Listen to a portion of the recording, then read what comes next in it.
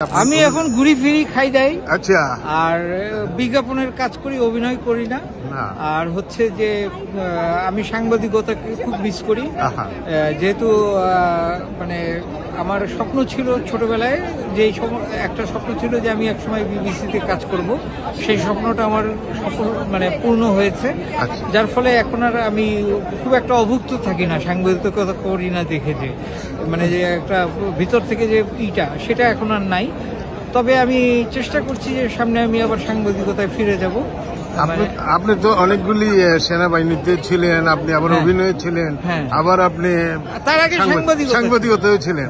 Daily star কোন জিনিসটা আপনি উপভোগ করেছেন বেশি? বিবিসির মতো জায়গা আপনি ছেড়ে আসছেন? না, আমি ডেইলি স্টার সবচেয়ে বেশি উপভোগ করেছি।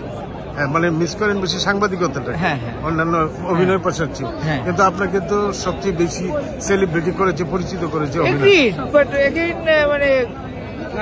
মানে আমারও তো একটা ব্যাপার আছে, তাই না? আমার নিজস্ব তো একটা পছন্দের ব্যাপার আছে।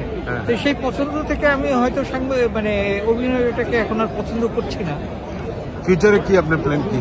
এখন আমি তো একটা মাইল্ড স্ট্রোক থেকে মানে নতুন জীবন লাভ করলাম। এই সম্প্রতি এই মাসেই, গত মাসে হয়েছিল, এই মাসের 16 তারিখে আমি সিএমএইচ থেকে ছাড়া পেলাম। তো এখন আল্লাহ তাআলা আমার জন্য যা রাখছেন তাই করব। তবে আমার ইচ্ছা আছে আমি মানে হেড অফ নিউজ বা এরকম কিছু একটা হবো আর কি। আবার নিউজ যাচ্ছে।